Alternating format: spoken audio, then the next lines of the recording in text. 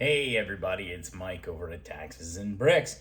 Welcome to episode 54. Well, took me a little while to get here with this episode to give you kind of a rundown. Today we're going to be talking about hobby income versus business income.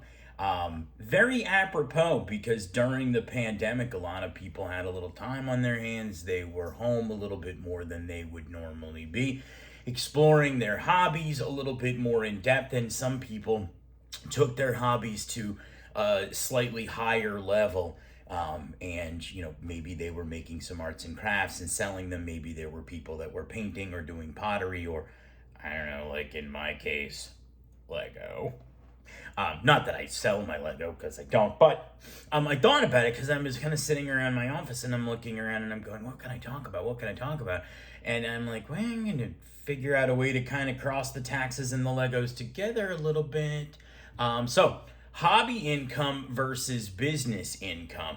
And we're going to delve a little bit into this today, but because of course this is tax related, I'm going to throw up a little disclaimer and pay the lawyers here, and we'll be right back with some good information.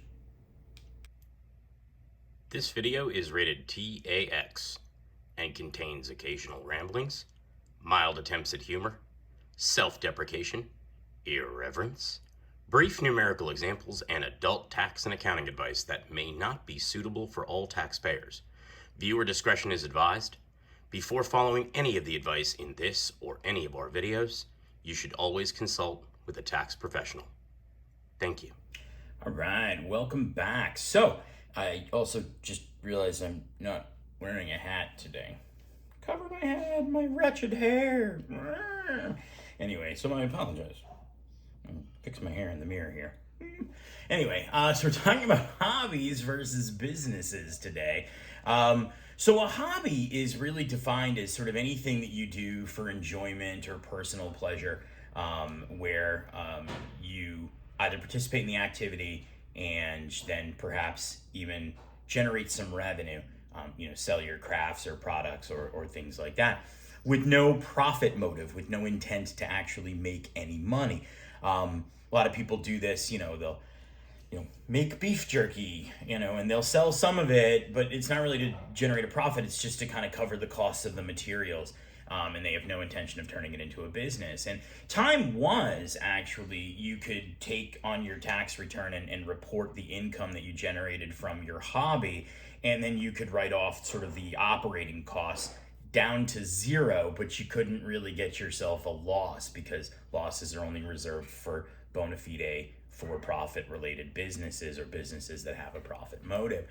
And that was all actually handled, the expenses, on a Schedule A. But with the Tax Cuts and Jobs Act that was passed at the end of 2017 to take effect January 1st, 2018, they removed the ability for taxpayers to write off any expenses against hobby income. So you still need to claim your hobby income as quote unquote other income, but you cannot after 2017, so 2018 moving forward, you cannot write off any of the operating expenses. So when I have a client that truly has a hobby and they're making a little bit of profit on all of this, I say they can take solace in the fact that at least they're covering their costs. But they're still going to have to pay taxes on the income generated, and they can't take any of their expenses. But I mean, that's better than nothing. But really what I try and do is I try and move my clients out of hobby mode and get them into sort of business mode. And we use what the IRS has kind of defined as sort of 9 factors in determining whether or not a hobby is truly a business or whether it's actually a hobby. So the first is whether the activities carried out in a business-like manner, okay, where you maintain accurate records and you have some formalized structures and policies and procedures and set pricing and things like that. So, I think that kind of speaks for itself. I think keeping bookkeeping for any endeavor, whether it's for profit or not, is important, because how do you know what your income is versus your expenses in any situation? But doing that would be an indicator that your hobby is actually behaving like a business, and thus you get to write off your deductions. The next factor the IRS puts forth is a time and effort factor. Basically, they say whether the time and effort that you put into the activity shows that you could make it profitable. I think that's a bit vague. Uh, I mean, I suppose there are some businesses that require an awful lot, or some hobbies that require an awful lot of time. I think that there are some that don't. I mean, maybe there are some where, you just kind of sticking beads on a necklace, it takes you 2 minutes. But I think it's the other aspects of your hobby that might add to time and effort in the sense that, are you taking time to prepare books? Are you going to craft shows and fairs on a regular basis? Are you going to farmers markets and selling your product? Are you spending an awful lot of time manufacturing, researching, learning the hobby, et cetera, et cetera? And having a significant amount of time and effort would, in theory, be an argument that your hobby's not a hobby and is indeed perhaps a business. The next is related to expenses or losses. And basically, what the IRS says here is if you have losses that are due to circumstances beyond your control or are sort of normal, that ordinary and necessary kind of factor that we've talked about a little bit here. For sort of any business or a business in your case. So, for example, buying product. You need to buy those products in order to manufacture the goods or create the product that you're actually, selling in your hobby. I suppose that's inside of your control in the sense that you don't have to buy that stuff, but if you don't buy the beads, you can't make the necklaces. So I guess that's whatever. That would be a factor there. Also, too, in the ordinary and necessary sense of the word, let's say you are manufacturing some kind of a food product as a hobby. Maybe you are, you make cupcakes or you make cookies, and that's your hobby. And maybe you give some of them away, but also you sell them at farmers markets and whatever. If you're forced to get a license or have inspections of your kitchen or your facilities where you make the product, or in some jurisdictions you're not allowed to manufacture, even for a hobby, for food that you give out to quote unquote the public, either for sale or for free. You're not allowed to do it in your home. You have to rent a space in like a commercial kitchen that has a license to do that. That would be kind of an ordinary and necessary related expense. And if we've got you to the point where you're not really in hobby mode and you're in business mode, then I think what we have there is we have that box of the sort of ordinary and necessary and beyond your control kind of situation checked. Another factor the IRS looks at is your methodology, whether you change your methods, practices, and procedures to generate more revenue. That indicates a profit motive. So if you're just out there and you're like, hey, I made this necklace and I'm selling it for $20, and you don't have any basis upon which you base that price, you just think, well, I would pay $20 for this, so would somebody else, or I've sold these in the past for this amount, so I'm just going to keep selling them that way.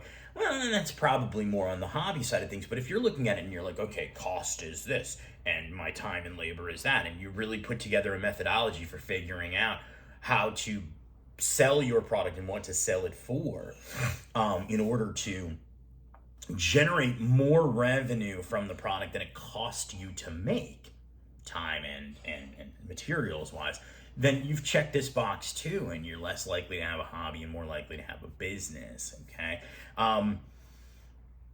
The next one's more of a knowledge and education requirement, and I don't know how firm this really is, because there are just a lot of stupid, uneducated people doing an awful lot of things out there. So I'm not really sure that knowledge is the best way to determine whether or not somebody has a business. I've met some really dumb people out there who have helped me do things like, fix my car in the past, or my toilet or something, and they clearly have no knowledge of the thing that they're doing. But the IRS says if you and your advisors have knowledge needed to carry out the activity for a successful business, and that indicates more of a business and less of a hobby. But again, I really don't. That's not the thing that I ask my clients. Like, are you qualified to make pottery? Come on. But it's a factor. IRS throws it out there, so I throw it out there to you. I think what they're really more looking at is they're looking at somebody who's never baked a cake before, and they just go into the kitchen with a box of Duncan Hines and they just, slam together a cake using the instructions on the back of it and then sell it at a bake sale.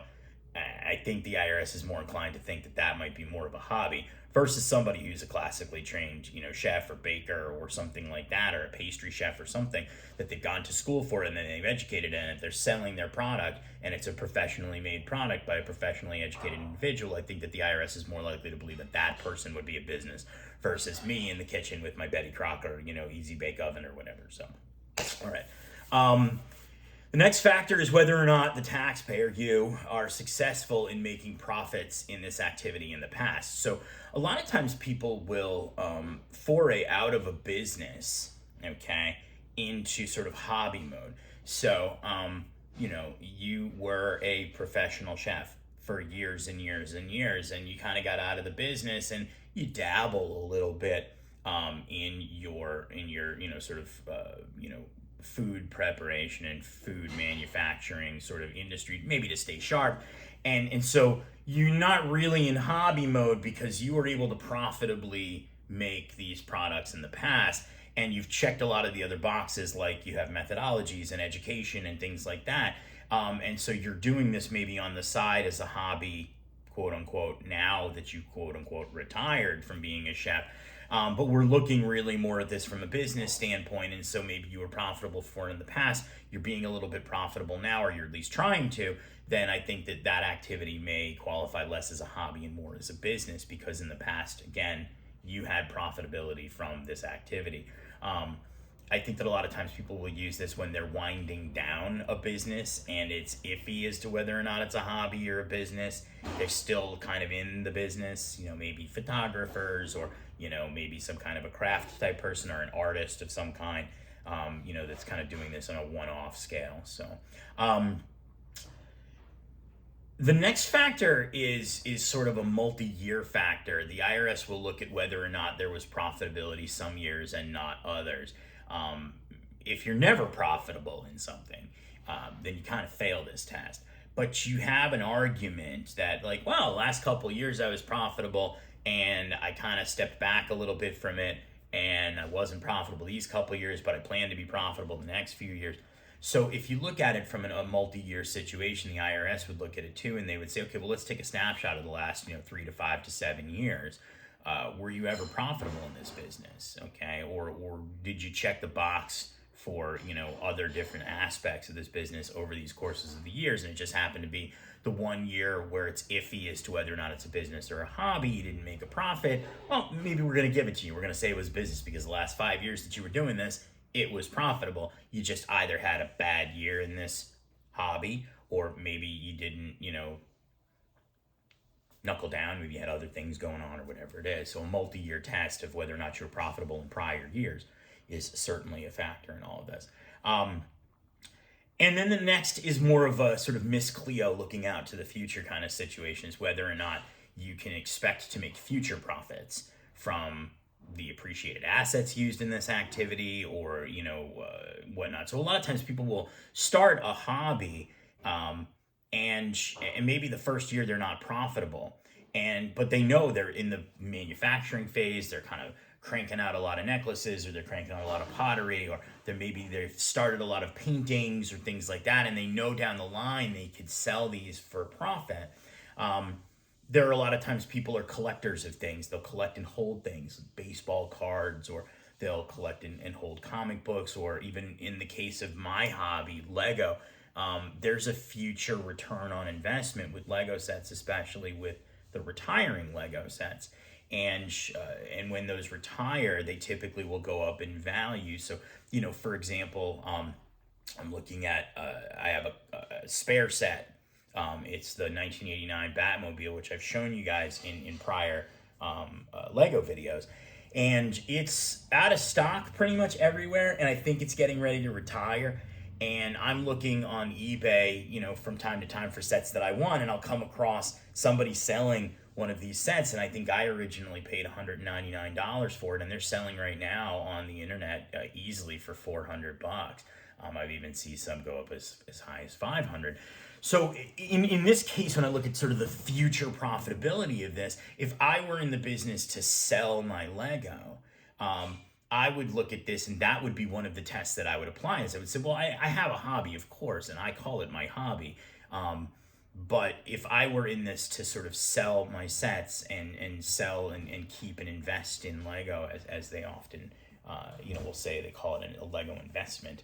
I'd look at it, and that would be the thing that I cite. I'd look at all these sets that I haven't seen, all these 6 sets that I have. Right now, they're selling for XYZ, which is way more money than what I paid for them, and they're only going to be going up in value. There's a future profitability here for me, and I could check that box. Okay. All of those factors don't necessarily need to be met. I think that if we can get most or all of them, I think that we turn a hobby into a business from a tax standpoint. If I were to focus on a couple, I would focus on any of the factors that deal with time, profitability, and best practices. And I think in this case, the old adage where if it looks like a duck and quacks like a duck, it's a duck, I think applies. Is that if you can construe your business or your hobby as a business using time tests and profitability and some policies and procedures and maybe some bookkeeping and things like that, you're less likely to have your hobby losses denied and allowed into the returns. More likely they'd be allowed into the returns in a case like this. But then again, I also talk to some of my clients about sort of a quality of life factor in all of this. And is part of having a hobby is the enjoyment, the lack of stress, the lack of pressure you have in, a normal day-to-day job. And so there's something to be said for just having a hobby that's a hobby and say, okay, fine, you're going to sell a couple things here and there to cover your costs, and that's great, but don't turn this into a job. Don't turn it into a business, because then you're going to hate it and it's not going to be a hobby. It's going to be a job. So you have to ask yourself that question. Is this something that you enjoy because of the purity of the enjoyment? Or is this something where you're thinking to yourself, well, I enjoy the fact that it's a free hobby, that I get reimbursed by selling all of my products? Or if you're, in a case where, I have a lot of clients who do, pottery and art. They only have so much room to store the things that they create. And eventually they either got to give them away, sell them, or toss them in the trash. And the latter is probably more devastating for some people who create than either of the two former. So I would say, in a case like that, sure, you're going to have somebody who's going to sell their product. That's going to make sense to do that. So that's about it. If you have a hobby and you want to talk about writing off your losses and things like that, you should talk to an accountant and have them give you advice on how to meet some or all of these criteria that the IRS lay forth for, hobby versus business. But again, just be aware that, you turn around and you turn a hobby into a business, and sometimes in a case like that, it just becomes less enjoyable and more like work, and work sucks. So there's that. Well, I guess work sucks unless your job is playing with puppies and kitties all day, and then maybe that's a good job. But other than that, whatever. So I digress. That's it for today. Thanks for joining me. Don't forget to like and subscribe. And leave a comment below. I respond and read all of them, and we'll talk to you soon.